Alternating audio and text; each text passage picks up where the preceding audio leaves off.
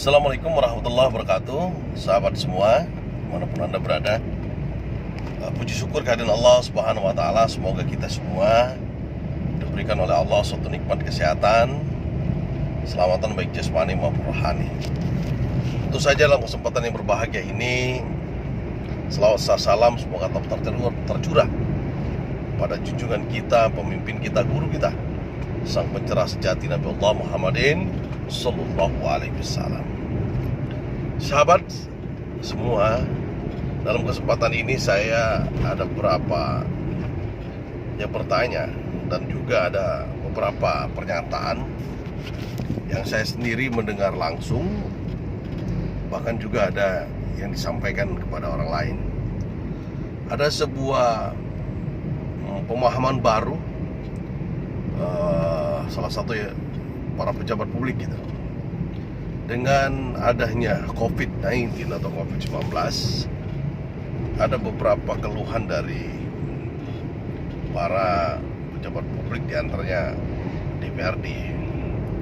Kenapa? Dengan keluarnya suatu peraturan Permenq nomor 33, bahkan ada yang memplesetkannya COVID-33 gitu. Ini menjadi sebuah hal yang sangat baik dan sangat menarik untuk dibahas. Anggota DPR itu mendapatkan hak mereka. Selain mereka mempunyai kewajiban untuk menyampaikan aspirasi rakyat, mereka juga punya hak mereka yang harus dipenuhi oleh negara.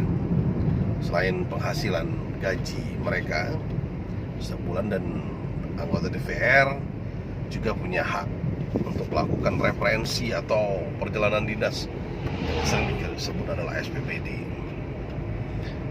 Ini pada sebelum terjadi COVID itu, kalau tidak salah, hampir 4 juta satu hari perjalanan SPPD anggota DPR.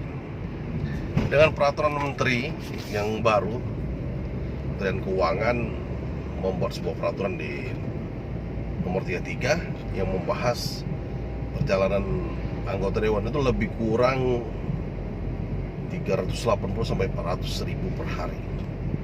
Nah, ini sangat terjun bebas atau terjun cukup banyak sekali turunnya gitu. Jadi kalau dikalkulasikan uang representatif, mungkin juga kendaraan, hotel dan lain sebagainya, mungkin totalnya kalau 2019 sebelumnya itu bisa, kalau ke Jakarta bisa sampai 22 juta total. Sekarang ini paling berkisar 10 atau 11 juta. Jadi jangan sangat tajam, jauh sekali mundur. Dan itu pun dibatasi dengan protokol kesehatan COVID. Nah, akhirnya biasanya anggota dewan itu bisa melakukan perjalanan dinas 3 bahkan 4 kali 1 bulan sesuai dengan tatib. Biasanya 18 hari dalam 1 bulan. Sahabat semua, tiba-tiba muncul ada beberapa pernyataan dari seseorang yang tidak perlu kita sebut. Dia mengatakan kalau seperti ini, maka 2024 rasanya banyak yang tidak ingin lagi mencalonkan diri menjadi anggota DPR karena kosnya mahal, biaya politiknya mahal, tapi penghasilannya tidak sepadan atau tidak sebanding. Bahkan ada juga yang menyatakan kalau ini tidak berubah, mungkin juga akan banyak anggota DPR yang akan mengundurkan diri. Saya sangat simpel, setiap orang mempunyai hak masing-masing dalam menilai sebuah pekerjaan mereka, bahkan menilai sesuatu yang menurut dipandang mereka melalui kajian-kajian yang pembenarannya menurut mereka beda dengan sebuah undang-undang atau peraturan yang sudah ditetapkan bersama, ataupun ilmu elsat atau ilmu fasti. Jadi tidak bisa dimultitafsirkan atau tidak bisa sudut pandang oleh siapapun yang tidak sesuai dengan peraturan atau yang sudah dibakukan. Tetapi kalau sudut pandang politik itu dinamis. Semua orang boleh memprediksi, semua orang boleh mensurvei, semua orang boleh memberikan pendapat gitu. Tinggal hanya siapa yang akan menerima pendapat itu. Kembali saya memberikan penyampaian ini, tetapi bagi saya segala sesuatu itu diawali oleh niat. Niat kita ini apa gitu. Saya mau jadi polisi, niatnya apa? Saya mau jadi TNI, niatnya apa? Saya mau jadi anggota DPR, niatnya apa gitu. Jadi segala sesuatu itu diawali oleh niat gitu.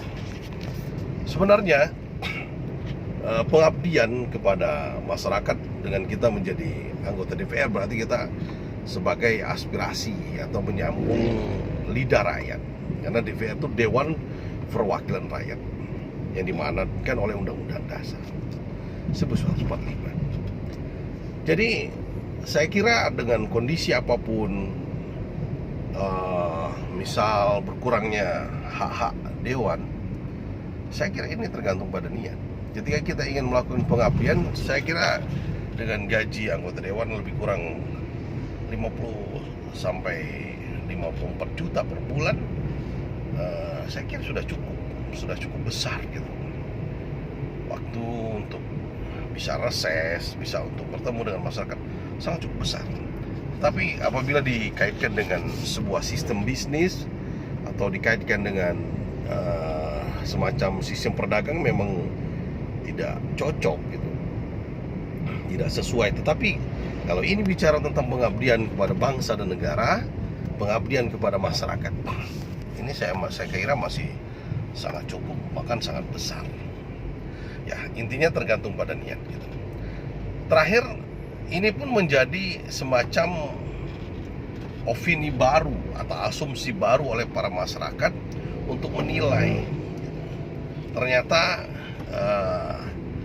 gencarnya 2019 money politics menimbulkan paradigma baru, bahwa kalau ingin jadi anggota DPR itu tidak cukup memiliki ilmu akademis, juga tidak cukup dengan dekat dengan rakyat, bermasyarakat dengan rakyat, tidak cukup. Harus lebih dominan, itu didominasi oleh pemodal atau orang yang banyak uang. Jadi barangkali kalau ibarat kader di sebuah partai politik, tidak perlu lama-lama menjadi seorang pengurus partai, tapi lebih pas mereka memilih partainya terakhir saja. Yang paling itu harus disiapkan adalah modal mereka untuk terjun ke politik. Nah, kos politik mahal inilah yang menyebabkan akan terjadi sebuah transaksional yang menimbulkan bermacam penafsiran bahwa Dewan itu mewah, Dewan itu gajinya besar dan lain sebagainya. Tapi sebenarnya dalam fakta dan kenyataannya itu tergantung dalam sudut pandang masing-masing menilainya. Ingin bicara menjadi anggota Dewan hitungan bisnis atau menjadi anggota Dewan itu sebagai pengabdian. Saya kira kita mendapatkan contoh tokoh-tokoh nasional barangkali Abu Rizal Bakri, Prabowo, Bang Luhut, Hendro Priyono, Said Agil Sirot, Muhaimin Iskandar. Banyak tokoh-tokoh nasional, barangkali Anies Baswedan, Surya Paloh. Mereka kalau bicara tentang finansial atau uang atau bisnis, mereka barangkali sudah banyak sekali bisnis dan banyak sekali uang.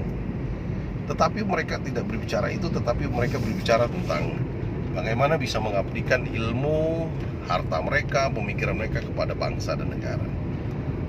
Ya, ini kalau kita bicara tentang seorang yang tokoh berhasil, entrepreneur dan lain sebagainya, kan ada Bung Sandiaga Uno. Tapi dia memilih untuk mengabdi kepada bangsa dan negara. Sahabat semua, semoga ini bermanfaat.